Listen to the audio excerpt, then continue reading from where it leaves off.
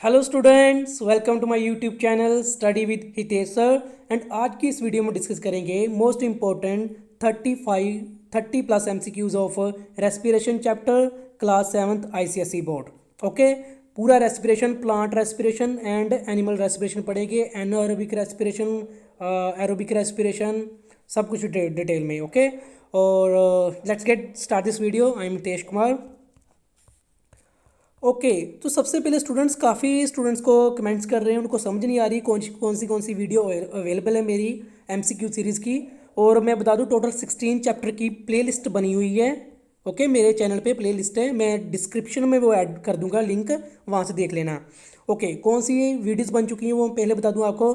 Excretory system, light energy, physical quantities and measurement, tissue, motion, language of chemistry, atomic structure, cell, physical and chemical changes, matter and its composition, metals, non metals, heat chapter, sound and energy. और जो nervous system है वो last video थी।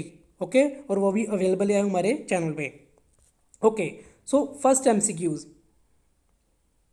The mechanism by which organism obtain oxygen from the environment and release carbon dioxide is called। देखो, कोई भी organism oxygen ले रहा है इन्वायरमेंट से एंड उसको रिलीज कर रहा है carbon dioxide.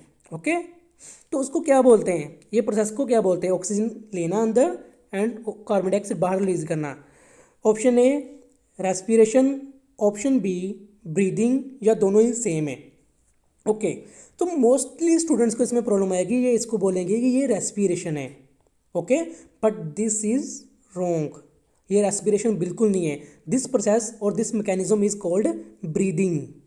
Okay, breathing means सांस लेना और सांस छोड़ना, mean inhalation and acceleration. Okay, means जो हम मैकेनिकली सांस अंदर ले रहे हैं, ब्रीद इन कर रहे हैं, ब्रीद आउट कर रहे हैं, वो ब्रीदिंग है। बट जो फिर रेस्पिरेशन क्या है, देन व्हाट इज रेस्पिरेशन? जो चैप्टर है हमारा, रेस्पिरेशन होती है सेलुलर बेस पे। ओके, सेलुलर बेस पे मीन्स जो सेल्स के अंदर हो रहे हैं हमारी बॉडी के। ओके, हमारी बॉडी के अंदर सेल्स हैं और सेल्स के अंदर ये वाला प्रोसेस होगा, और इसको बोलते हैं सेलुलर रेस्पिरेशन और इंटरनल रेस्पिरेशन। क्लियर? आगे वाली स्लाइड्स में बिल्कुल क्लियर होगा, आपको पता चल जाएगा डिफरेंस रेस्पिरेशन क्या है एंड ब्रीदिंग क्या है। अब रेस्पिरेशन की बात करते हैं। Respiration is a dash process. ठीक है, कौन सा प्रोसेस है respiration? A anabolic, B catabolic and C इनमें से कोई नहीं है। ओके, सबसे पहले तो आपको पता होना चाहिए कि एनाबोलिक प्रोसेस क्या है और कैटाबोलिक प्रोसेस क्या है।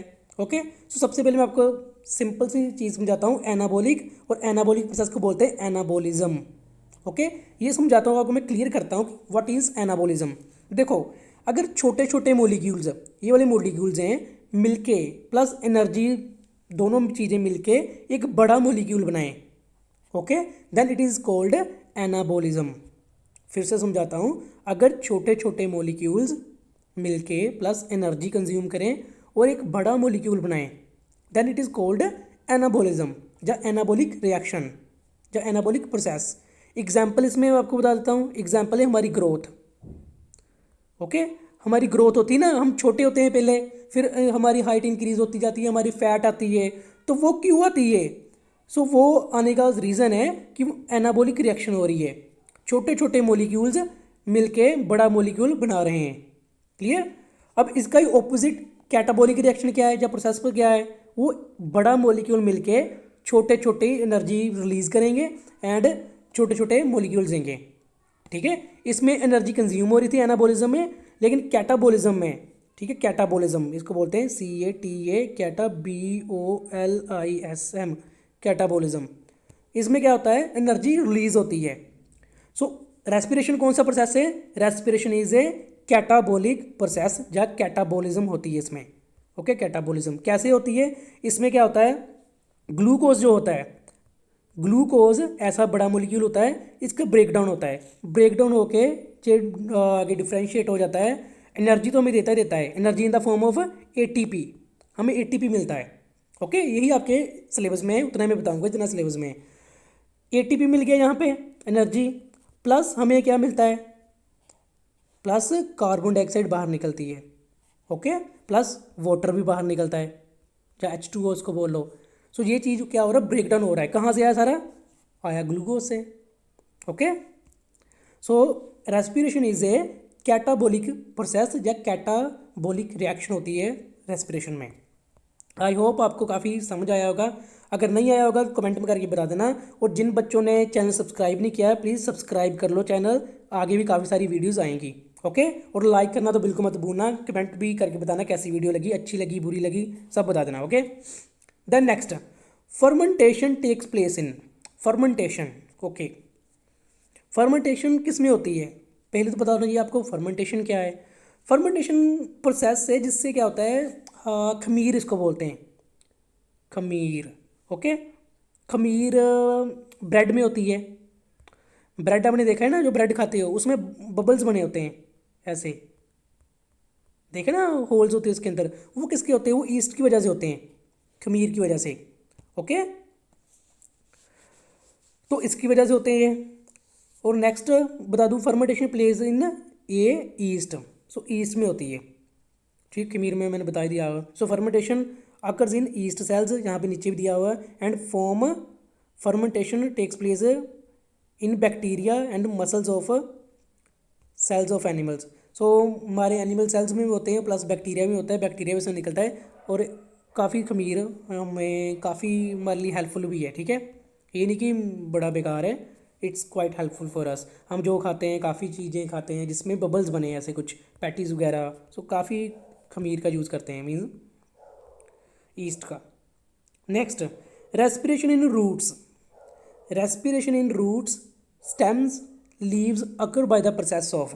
ओके, सब में रेस्पिरेशन कैसे होती है, स्टेम, लीव्स एंड रूट्स में।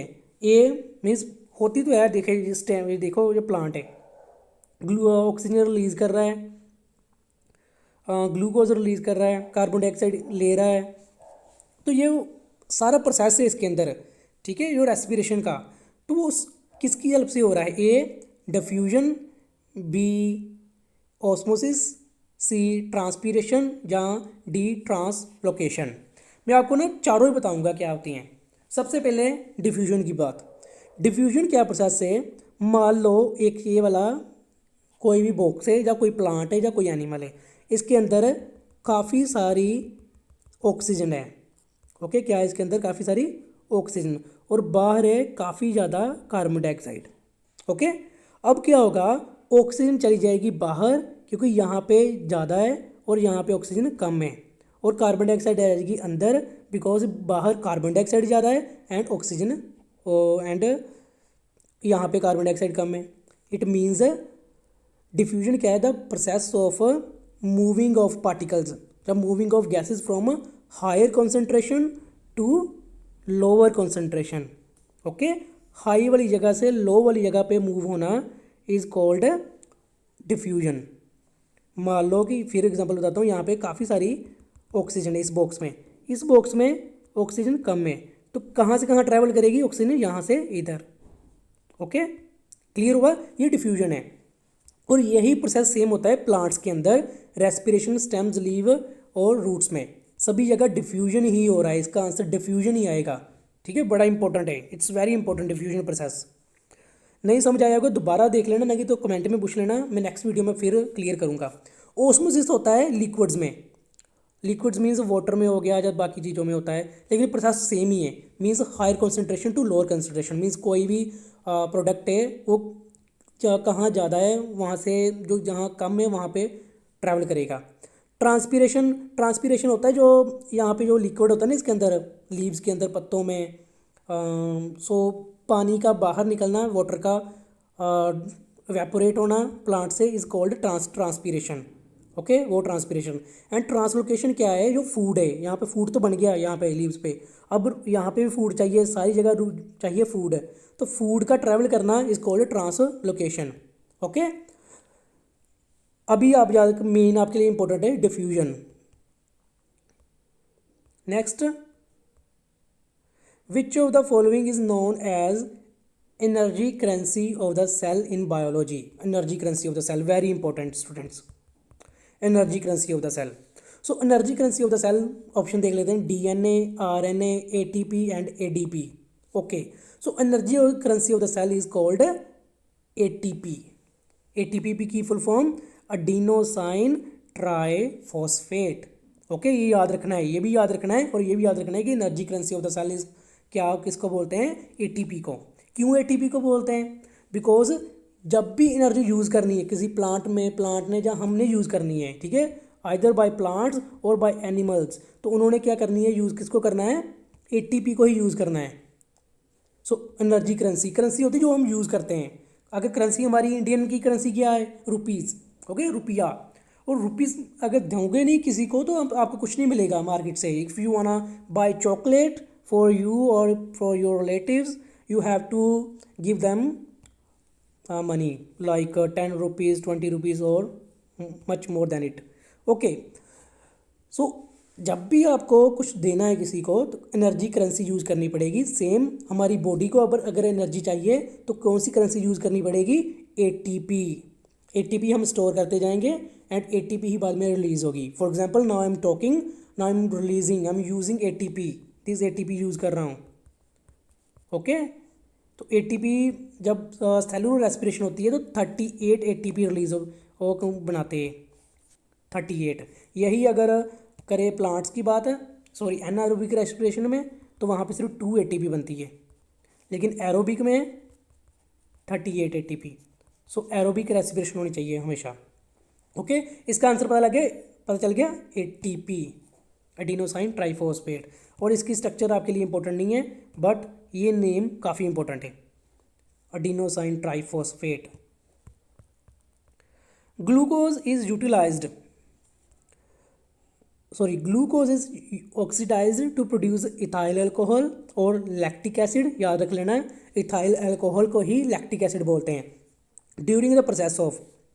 ओके, ग्लूकोज हम यूज़ करते हैं और उसकी ऑक्सीडेशन होती है और क्या मिलता है, इथाइल अल्कोहल और लैक्टिक एसिड में मिलता है। उस प्रोसेस कौन से प्रोसेस में मिलता है, ए कंबशन। कंबशन में क्या ऐसा होता है, कंबशन क्या है, फायर, किसी को आग लगना। सो ऐसा बिल्कुल नहीं होता कंबशन में। ब्रीदिंग में, breathing is a mechanical mechanism, okay, जो हम सांस अंदर लेने और बाहर छोड़ रहे हैं, inhalation and exhalation is called breathing. So ये भी नहीं है, so 1 2 cancel. C anaerobic respiration. No, anaerobic respiration में क्या होता है कि हम ग्लूकोज को यूज़ करते हैं, उसकी ऑक्सीडेशन करते हैं, लेकिन पार्शियल होती है, प्रॉपरली नहीं होती है, और हमें मिलता है अल्कोहल और लैक्टिक एसिड मिलता है। ओके, लैक्टिक एसिड बनता है कब, एनारोबिक रेस्पिरेशन में। ओके, सो रेस्पिरेशन यहाँ पे स्पेलिंग थोड़े रॉन्ग है, वो ठीक कर लेना, ठीक है आप। एनारोबिक रेस्पिरेशन, ओके, ठीक है। क्या मिलेगा हमें, लैक्टिक एसिड। और ATP तो आपको पता ही है, ATP का कमेंट करके बता देना क्या है, अगर आपको याद हो गया तो। अगर नहीं हुआ याद तो कमेंट करके आपको याद हो जाएगा। ATP की फुल फॉर्म कमेंट में बताना, okay. Cellular respiration occurs partially in cytoplasm and dash. Okay, अब सेलुलर रेस्पिरेशन कहाँ पे होती है, ठीक है, कोई जगह तो होगी, कोई प्लेस तो होगी जहाँ पे होती है हमारी बॉडी के अंदर। सेल तो बोलती है सेल के अंदर, लेकिन कहाँ होती है, तो सेल के अंदर पार्शली मीन्स थोड़ी बहुत होती है साइटोप्लाज्म के अंदर। साइटोप्लाज्म कहता है, मान लो ये सेल है और अंदर न्यूक्लियस है, न्यूक्लियस के बाहर वाली जगह ये वाली, इसको बोलते हैं cytoplasm. Okay, this is called cytoplasm. तो साइटोप्लाज्म में होती है थोड़ी बहुत, और बाकी कहाँ पे होती है, A option mitochondria, B nucleus, C Golgi bodies and D ribosomes. तो इसका राइट आंसर क्या है, माइटोकॉन्ड्रिया, ठीक है, माइटोकॉन्ड्रिया के अंदर होती है। Now what is mitochondria, again one more question. Mitochondria students यहाँ पे होता है, इसको power house of the cell बोलते हैं, ठीक है, माइटोकॉन्ड्रिया याद रख लेना। It is also known as power house of the cell. क्यों power house of the cell बोलते हैं, ठीक है, पावर हाउस बोलने का रीज़न है बिकॉज ये क्या करता है, ATP जनरेट करता है। यहाँ पे ATP बनता है हमारा माइटोकॉन्ड्रिया के अंदर। ओके, माइटोकॉन्ड्रिया की स्ट्रक्चर कैसी है, ये माइटोकॉन्ड्रिया, ऐसे इसके अंदर ही होता है ये माइटोकॉन्ड्रिया। और mitochondria is a plural, singular क्या होता है, mitochondrion. Mitochondrion is a singular, but अगर सेल के अंदर ना हमारे काफ़ी सारे माइटोकॉन्ड्रियन होते हैं, सो अगर ज़्यादा माइटोकॉन्ड्रियन होते हैं उसको फिर बोलेंगे mitochondria. So cellular respiration occurs partially in cytoplasm and mitochondria. Okay, next, the opening in the bark of the tree through which exchange of gases takes place are called. Okay, ये bark होती है, bark means छाल, जो tree के बाहर वाली layer होती है, ठीक है, बार्क उसको बोलते हैं। जैसे ये बाहर वाली है ना लेयर, तो इसको बोलते हैं बार्क।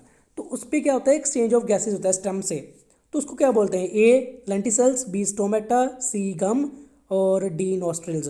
नोस्ट्रिल तो हमारी नोज होती है, गम जो उसमें से दूध टाइप निकलता है, मिल्क टाइप निकलता है ना, उसको बोलते हैं। स्टोमेटा अलग चीज़ है, ये लीव्स के अंदर होता है स्टोमेटा, ठीक है, लीव्स के अंदर, स्टेम्स के अंदर तो होता नहीं है। द ए आंसर इसका है लेंटिसल्स। सो लेंटिसल्स ये है। ओके, दिख रहे हैं ये कट नहीं हुआ है, ये थोड़ा सा ना उभार आया हुआ है इसके ऊपर, मीन्स थोड़ा सा अप ग्रो किया हुआ है ये वाले। मैंने खुद पर्सनली देखा है, आपने भी डेफिनेटली देखा होगा। तो इसको बोलते हैं लेंटिसल्स, ठीक है। आगे नेक्स्ट टाइम देखोगे तो अपने फ्रेंड्स के साथ शेयर करना कि ये लेंटिसल्स हैं। Which type of respiration release more energy, कौन सी रेस्पिरेशन ज़्यादा एनर्जी रिलीज करती है, A aerobic respiration, B anaerobic respiration, या सी दोनों ही इक्वल करते हैं। तो मैं आपको बता दूं स्टूडेंट्स, एरोबिक रेस्पिरेशन में 38 ATP रिलीज होता है, मीन्स इतनी एनर्जी रिलीज होती है। एनारोबिक में 2 ATP। ओके, सो दोनों में आपको डिफरेंस क्लियर हो गया, किस में ज़्यादा एनर्जी रिलीज हो रही है, 38 वाले में। सो 38 वाला है एरोबिक रेस्पिरेशन। कितनी होती है ये याद कर लो, 38 ATP। और दूसरे वाले एनारोबिक में कितनी थी, ओनली 2 ATP। ATP की फुल फॉर्म अडीनोसाइन ट्राई फॉस्फेट। बोलता जाऊंगा मैं बार बार, आपको टिप्स पे हो जाएगा सारा कुछ। Internal respiration may be defined as, now what is internal respiration, देखते हैं। तो उसको कैसे डिफाइन करते हैं, देखो इंटरनल रेस्पिरेशन सेम है cellular respiration. Okay, cellular respiration को ही इंटरनल रेस्पिरेशन बोलते हैं, और जो हम ब्रीदिंग करते हैं उसको एक्सटर्नल रेस्पिरेशन बोलते हैं। Clear. So breathing and releasing oxygen, ये हो गया एक्सटर्नल रेस्पिरेशन, सो ये तो नहीं आएगा। The oxidation of food substance to release release energy, so B. So definitely यही आंसर है हमारा, लेकिन फिर भी आगे बढ़ लेते हैं। The building up of complex substance, no. Getting rid of carbon dioxide, that, no. तो इसका राइट आंसर है B, oxidation of food substance to release energy. Energy कौन से रिलीज होगी, फिर ATP। ATP की फुल फॉर्म अडीनोसाइन ट्राइफॉस्फेट, और कितनी एनर्जी रिलीज करता है, 38 ATP एरोबिक में, और एनारोबिक में 2 ATP। Which of the following increases in muscle cells. Okay, muscles दिखा रहे हैं ना अपने, काफ़ी उसके बाइसेप्स बड़े हो गए हैं। और मसल सेल्स में क्या इंक्रीज हो जाता है, when they not getting sufficient oxygen, अगर उसको प्रॉपरली ऑक्सीजन ना मिले। अगर ये जिम लगा रहा है बंदा, if that man is not, if we are not providing oxygen to muscles of the cells, okay, muscle cells को उसको नहीं प्रोवाइड करवाएंगे तो क्या होगा, ए कार्बन डाइऑक्साइड बनेगी, B lactic acid, C uric acid, या डी लैक्टोज। तो अगर मसल्स जब एक्सरसाइज करते हैं हमें पेन होता है, कभी आपने पुशअप्स किए होंगे, रनिंग की हुई, तो आप थक जाते हो, थकने के बाद आपको पेन होता है, क्रैम्प्स आते हैं। सो क्रैम्प्स आने का रीज़न होता है कि इसके अंदर क्या बन जाता है, लैक्टिक एसिड, ठीक है, लैक्टिक एसिड बन जाता है। लैक्टिक एसिड बी इसका राइट आंसर है। ओके, इसलिए अगर आपको कुछ भी काम करना है तो आपको रेस्ट चाहिए, थोड़ी सी rest, then again start doing that work. When air is blown, ठीक है, when air is blown from the mouth into test tube containing lime water. देखो एक टेस्ट ट्यूब में क्या है, लाइम वाटर है। लाइम वाटर का केमिकल नेम है, chemical formula calcium hydroxide. Okay, आपके लिए इंपॉर्टेंट नहीं है, just for general knowledge. Lime water, okay, तो lime water turns milky due to the presence of, तो लाइम वाटर क्या बन जाएगा, मिल्की टर्न हो जाएगा। ये देखो मिल्की हो गया थोड़ा, ओके, दूध टाइप, पहले ऐसा था अब ऐसा हो गया।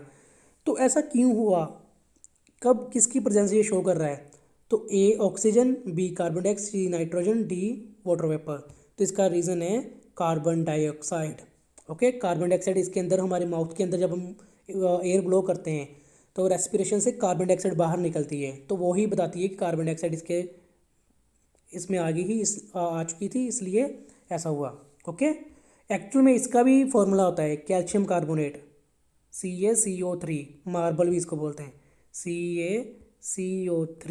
लेकिन अभी आपके लिए इंपॉर्टेंट नहीं है, अभी सिर्फ कार्बन डाइऑक्साइड याद करो, ये कार्बन डाइऑक्साइड की वजह से हो रहा है। Okay, next, oxygen is utilized for breakdown of respiratory substance. Okay, oxygen use होती है ब्रेकडाउन ऑफ रेस्पिरेटरी सब्सटेंस, तो इसको क्या बोलते हैं, एरोबिक रेस्पिरेशन, एनारोबिक रेस्पिरेशन या सी फोटोसिंथेसिस। तो इसका क्लियरली आंसर है aerobic respiration. Aerobic respiration means respiration in the presence of oxygen, anaerobic respiration means oxygen means respiration in the absence of oxygen. इसमें ऑक्सीजन नहीं होगी एनारोबिक में, okay, लेकिन aerobic में रेस्पिरेशन में ऑक्सीजन होगी, ठीक है, ऑक्सीजन इसमें यूज़ होगी। ओके, तो अगर ऑक्सीजन होगी तो क्या होगा, ये देखो ग्लूकोज है हमारे सेल के अंदर, breakdown of glucose in presence of oxygen, तो क्या क्या हमें एंड प्रोडक्ट क्या क्या मिलेंगे, A carbon dioxide, B water and C energy, energy in the form of ATP, ATP की full form comment. Okay, carbon dioxide, water and energy. और ये भी याद कर लो, कमेंट में ये भी आगे मैं पूछूंगा और बताना है कमेंट में, ठीक है। एंड प्रोडक्ट क्या है एरोबिक रेस्पिरेशन के, carbon dioxide, water and energy in the form of ATP.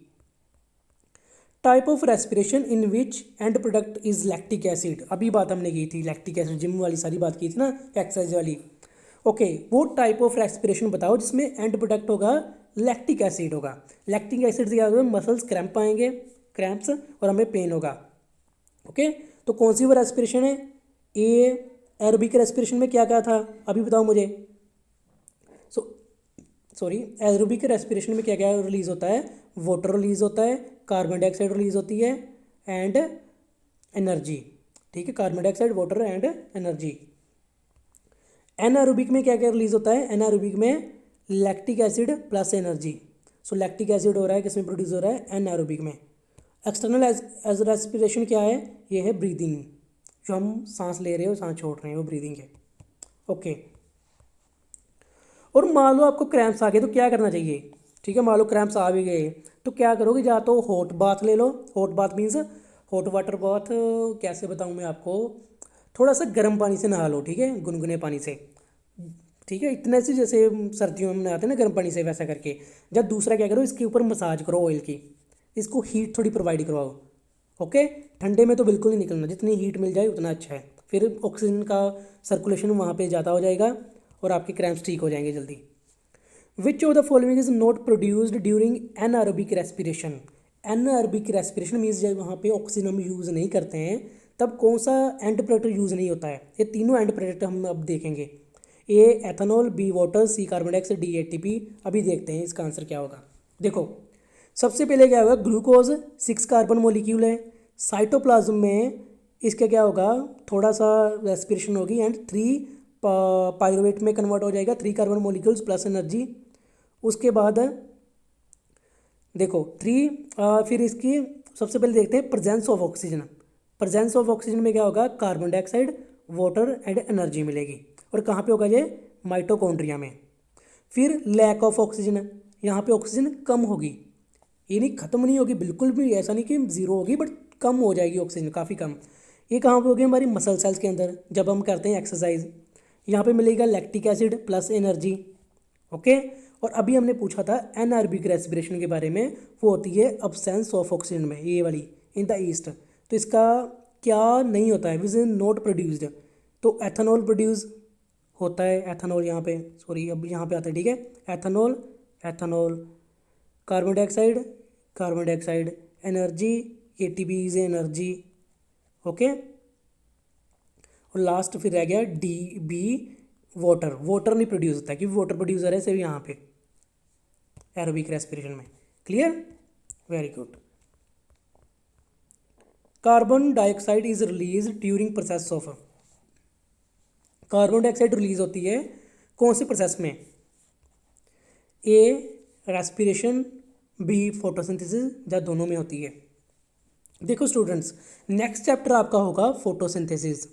क्यों फोटोसिंथेसिस होगा, एक तो स्टूडेंट्स ने काफ़ी कमेंट्स किए हैं कि फोटोसिंथेसिस पे वीडियो बनाओ, एंड सेकेंडली ये चैप्टर काफ़ी रिलेटेड था फोटोसिंथेसिस से। ओके, तो इसलिए ये नेक्स्ट वीडियो होगी। और अब मैं बताता हूँ carbon dioxide is release during process of कौन से। देखो रेस्पिरेशन में क्या होता है, रेस्पिरेशन में हम ऑक्सीजन लेते हैं, ऑक्सीजन इनटेक, एंड बाहर निकालते हैं, रिलीज करते हैं कार्बन डाइऑक्साइड। ओके, सो इसका राइट आंसर तो ए है। लेकिन फोटोसिंथेसिस में क्या होता है, photosynthesis just opposite of this respiration. उसमें क्या होगा, ऑक्सीजन हम सॉरी उसमें होगा फोटोसिंथेसिस में कार्बन डाइऑक्साइड लेंगे प्लांट्स और ऑक्सीजन रिलीज करेंगे, वही हमें बाद में यूटिलाइज करेंगे। ओके, सो रेस्पिरेशन इसका राइट आंसर आएगा। क्लियर। और क्या होगा, फूड ग्लूकोज मिलेगा सेल्स के अंदर, चाहे प्लांट सेल्स हों, चाहे ह्यूमन सेल्स हों, चाहे एनिमल सेल्स हों। और फिर क्या होगा, कार्बन डाइऑक्साइड रिलीज होगी। Okay, carbon dioxide release respiration, इसमें एनर्जी होगी in the form of ATP. ATP की फुल फॉर्म आपको याद है अब। वाटर रिलीज होगा। ओके, और ऑक्सीजन फ्रॉम एयर हम कैरी करेंगे। Clear, very good. Seat of respiration is, ठीक है, सीट ऑफ रेस्पिरेशन, या सीट या इसको बोल दो साइट ऑफ रेस्पिरेशन, दोनों आपको आ सकते हैं। सीट या साइट मीनिंग सेम है। साइट ऑफ रेस्पिरेशन इज, तो कहाँ पे रेस्पिरेशन हो रही है, ए माइटोकॉन्ड्रिया, बी गोल्जी बॉडी, या सी क्लोरोप्लास्ट। तो आपको इसका पता है राइट आंसर ए, माइटोकॉन्ड्रिया के अंदर क्या हो रही है, रेस्पिरेशन हो रही है।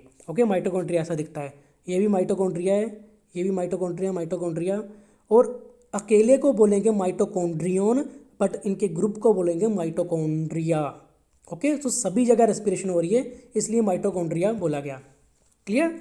और क्या मिलेगा हमें एंड प्रोडक्ट, हमें एंड प्रोडक्ट वही मिलेगा, अगर एरोबिक हो रही है तो मिलेगी हमें एनर्जी, सॉरी एंड प्रोडक्ट होगा तो हमें सबसे पहले कार्बन डाइऑक्साइड रिलीज होगी, उसके बाद वाटर H2O, एंड लास्ट में ATP, एडिनोसाइन ट्राइफॉस्फेट। देखा कितना इंपॉर्टेंट है ATP, हर जगह ATP आ रहा है। ईस्ट अंडरगोज डैश रेस्पिरेशन, तो ईस्ट में कौन सी रेस्पिरेशन होती है, एरोबिक, एनएरोबिक, या दोनों ही। तो इसके अंदर एक पर्टिकुलर रेस्पिरेशन होती है जिसको बोलते हैं एनएरोबिक रेस्पिरेशन। अगर ईस्ट को ऑक्सीजन प्रोवाइड करवाते जाएंगे तो कभी भी वो उसके बबल्स नहीं बनाएंगे। ऐसे बबल्स दिख रहे हैं ये वाले छोटे छोटे, तो ऐसे कभी भी नहीं बनेंगे। ओके, कब बनेगा, अगर इसको ऑक्सीजन बंद कर दो, कोई जार लेके ना, कोई जार ले लो और इसको सील कर दो जाल को, फिर इसके अंदर ईस्ट होगी ना, वो इतनी ईस्ट आप रखोगे और सुबह देखोगे तो इतनी हो जाएगी सारी फैल के। ओके, ऐसे ब्रेड भी थोड़ा सा फैलता है, फ्लफी बनता है। ओके, सो कौन सी ईस्ट के अंदर रेस्पिरेशन होती है, anaerobic. The process of respiration which release energy takes place inside the cells of body is known as, ठीक है, द प्रोसेस ऑफ रेस्पिरेशन, जिसमें क्या होता है, रिलीज होती है energy, takes place inside the cell, cell के अंदर। ठीक है, सेल के अंदर हो रही है जो, ए सेलुलर रेस्पिरेशन, बी ब्रीदिंग, या एनारोबिक रेस्पिरेशन। तो सेल के अंदर जो हो रही है उसको बोलते हैं सेलुलर रेस्पिरेशन। फिर वही glucose plus oxygen energy release होगी in the form of ATP, और कार्बन डाइऑक्साइड वाटर में मिलेगा। ओके, ये इसका फॉर्मूला है। ग्लूकोज का C6H12O6, ऑक्सीजन का 6O2, carbon dioxide CO2 and H2O water, और ATP ये वाली एनर्जी रिलीज कर दी। Okay, very good. which part of a root is involved in the exchange of respiratory gases, which part of root is involved in the exchange of respiratory gases, A root hairs, B xylem, C phloem। तो इसका answer very simple, root hairs. Root hairs से क्या होता है, वो take पार करते हैं respiratory gases को अंदर बाहर करने में। ओके, मीन्स ऑक्सीजन लेने में ये रूट हेयर्स हेल्पफुल करेंगे। ओके, जाइलम क्या होता है, जाइलम क्या करता है, इसका फंक्शन क्या है, जाइलम फॉर जल, सॉरी अच्छे से बना देता हूँ, जाइलम फॉर जल मीन्स ये क्या करेगा वाटर को ट्रांसपोर्ट करेगा पूरी बॉडी में, और हमेशा ऊपर ही लेके जाएगा, नीचे नहीं आएगा। ओके, फ्लोएम फॉर फल, तो फल क्या होता है हमारा, फूड, तो ये फूड लेके जाएगा पूरे प्लांट में। ओके, तो इसका बट राइट आंसर था root hairs. Final product obtained in anaerobic respiration are. देखो काफ़ी मैंने आपको क्रैमिंग करवा दी है इसकी, काफ़ी आपके टिप्स पे करवा दिया, लेकिन फिर भी ज़रूरी है बार बार। Final product obtained in anaerobic respiration, अगर आपको किसी को आता है तो प्लीज़ कमेंट कर दो पहले ही, ओके, और मुझे बता दो। A final product carbon dioxide plus ethanol, ethanol को अल्कोहल भी बोलते हैं, अल्कोहल। बी एटीपी या सी दोनों ए एंड बी, तो इसका राइट आंसर है सी, बोथ ए एंड बी दोनों ही होते हैं, मीन्स कार्बन डाइऑक्साइड भी, एथेनॉल भी एंड एटीपी। कैसे?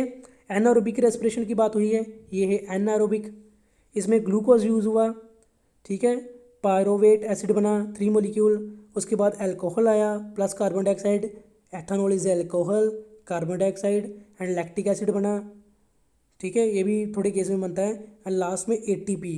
तो एटीपी कितना रिलीज होता है? 2, इसमें होता है 2 एटीपी, ओके, ये लिखा भी यहाँ पे, यहाँ पे, ठीक है, 2 एटीपी रिलीज होगा। Clear? Next, dash are tiny openings found mainly on the lower surface of the leaves is called. देखो जो लीव्स होते हैं ना, पत्ते होते हैं, उनके जो लोअर सरफेस है, मीन्स अगर ऐसा लीफ मैं बना देता हूँ, ठीक है, मान लो ऐसा लीफ है, तो इसको अगर कट करेंगे ऐसे सेंटर से, और इसकी जो सामने वाली साइड, इसको माइक्रोस्कोप में देखेंगे तो इसकी जो नीचे वाली साइड है, तो वहाँ पे क्या होता है, टाइनी ओपनिंग्स होती हैं, छोटी छोटी ओपनिंग्स होती हैं, तो उसको क्या बोलते हैं? A stomata, B lenticels and C guard cells. देखो गार्ड सेल्स बाद में बताऊँ, पहले लेंटिसल्स का आपको थोड़ा बहुत पता है, ये कहाँ था? ये था स्टेम के ऊपर, ऐसे ऐसे छोटे छोटे होल्स, ओके, तो उसको बोलते हैं लेंटिसल्स। तो लेंटिसल तो नहीं है इसका आंसर। स्टोमेटा क्या होता है? स्टोमेटा ऐसे होते हैं, ये है open stomata and this is closed stomata. ये होते हैं लीव्स के नीचे, लोअर साइड पे, ठीक है, स्टोमेटा। ये क्या करते हैं? जो स्टोमेटल पोर से गैसेस एक्सचेंज करते हैं, मीन्स ऑक्सीजन अंदर जाएगी, कार्बन डाइऑक्साइड बाहर आएगी, ओके, या दोनों ही लगा लो। जब फोटोसिंथेसिस होगी तब ऑक्सीजन बाहर जाएगी एंड कार्बन डाइऑक्साइड अंदर आएगी। क्लियर? कैसे? और फिर बता देता हूँ आपको, रात को क्या हो गया, ये अपने आप को क्या कर लेंगे, दिन में अपने आप को बंद कर लेंगे, सॉरी दिन में ऐसे अपने आप क्लोज कर लेंगे, बिकॉज ज़्यादा पानी बाहर ना चला जाए, ओके, और रात को ओपन हो जाएंगे। इसलिए आपको ड्यू ड्रॉप्स दिखती हैं ना, ड्यू ड्रॉप्स, तो ड्यू ड्रॉप्स ओस की बूंदें क्यों दिखती हैं? बिकॉज रात को ये अपने आप के जो पोर्स है ओपन कर लेते हैं, वहाँ से फिर पानी बाहर आता है, वाटर, ओके।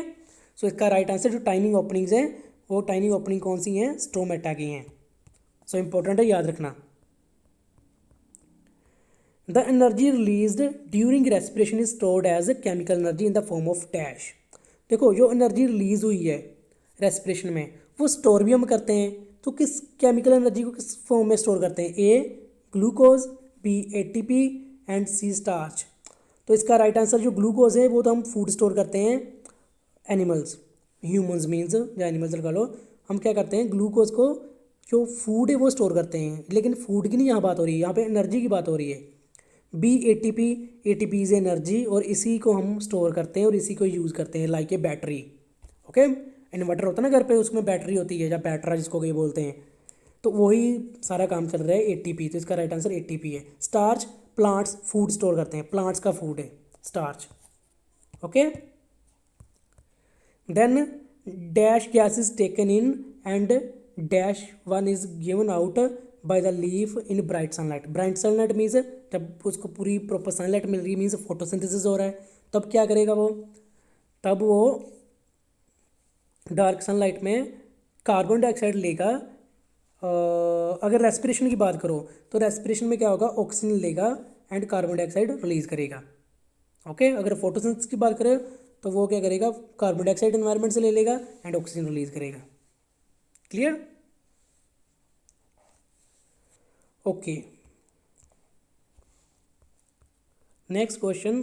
अब डिफरेंस है, ठीक है, काफ़ी इंपॉर्टेंट था डिफरेंस, इसलिए मैंने ऐड किया। Aerobic respiration and anaerobic respiration, काफ़ी important, very very important for your exams, ठीक है, वेरी वेरी इंपॉर्टेंट। अच्छे से इसको आपके टिप्स पे होना चाहिए, अभी मैं वही करवाऊँगा। Okay, in it occurs in the presence of oxygen. Aerobic respiration कब होगी? In the presence of oxygen, means जब ऑक्सीजन उसको मिलेगी। एनएरोबिक, तो एनएरोबिक रेस्पिरेशन होगी in the absence of oxygen. Second point, here there is a complete, यहाँ पे क्या होगा एरोबिक रेस्पिरेशन में? Complete breakdown of glucose releasing carbon dioxide energy. ठीक है, क्या क्या रिलीज होगा? कंप्लीट ऑक्सीडेशन होगी यहाँ पे, जो यहाँ पे होगी पार्शियल ब्रेकडाउन ऑफ ग्लूकोज, यहाँ पे कंप्लीट ब्रेकडाउन ऑफ ग्लूकोज। इतना क्लियर? क्या रिलीज करेंगे? रिलीजिंग कार्बन डाइऑक्साइड एनर्जी, ठीक है, कार्बन डाइऑक्साइड एंड एनर्जी, और वाटर, कार्बन डाइऑक्साइड एनर्जी या वाटर या एनर्जी, ऐसे कुछ रिलीज होगा। जहाँ तो कार्बन डाइऑक्साइड एनर्जी रिलीज होगी, जहाँ वाटर एनर्जी रिलीज होगी।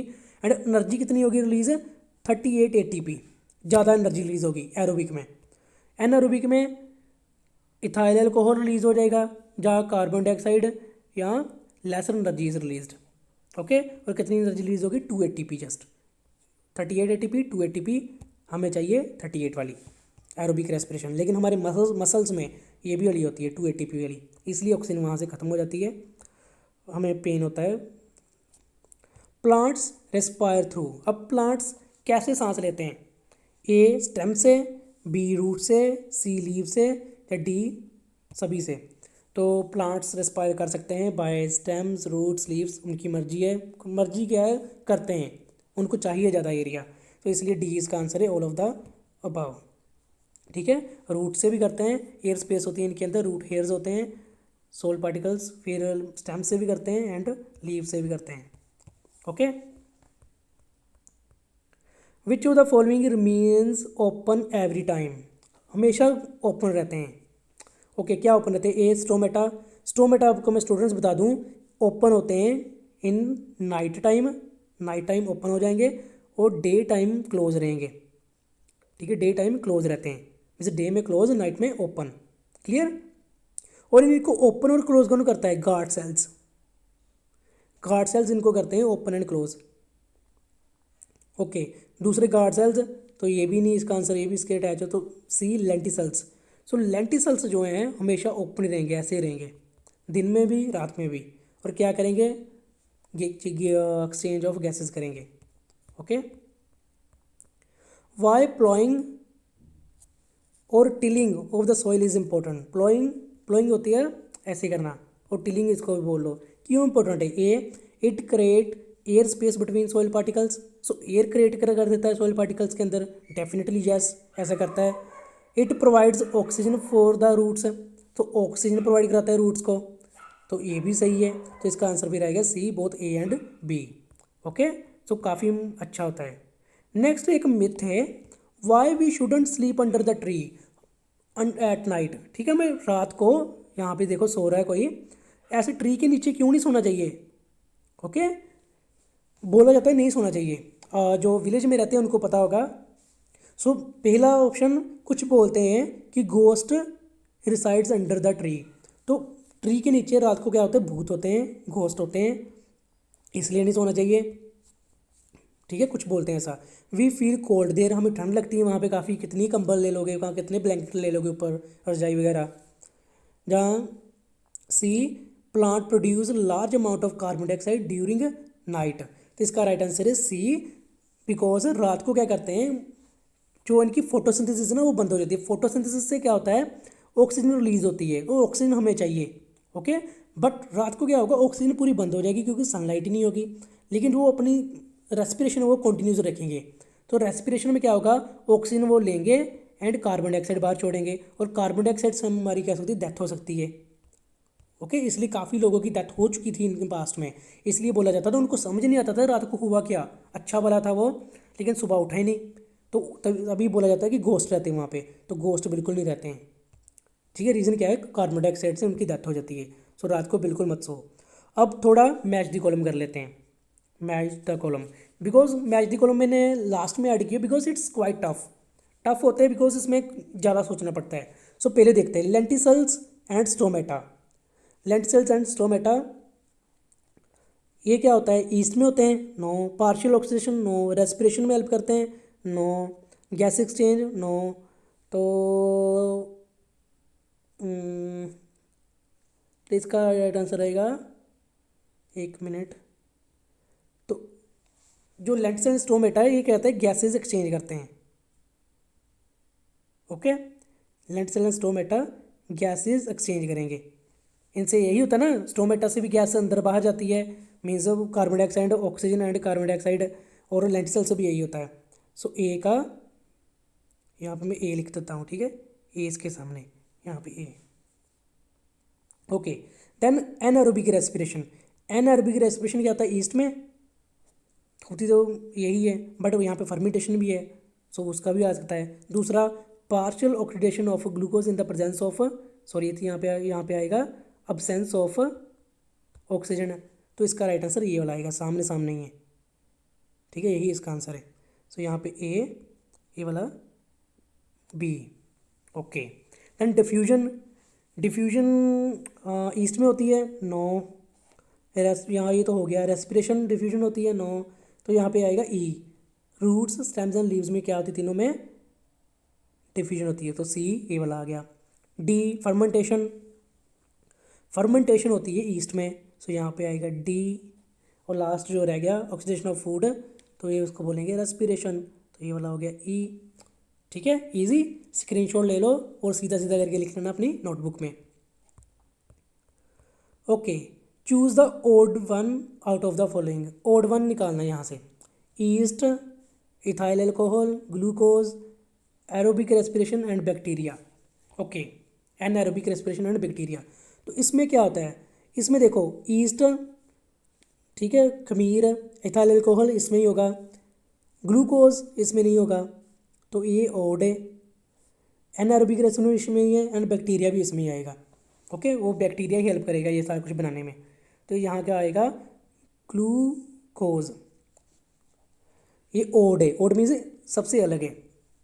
Then cellular respiration, internal respiration.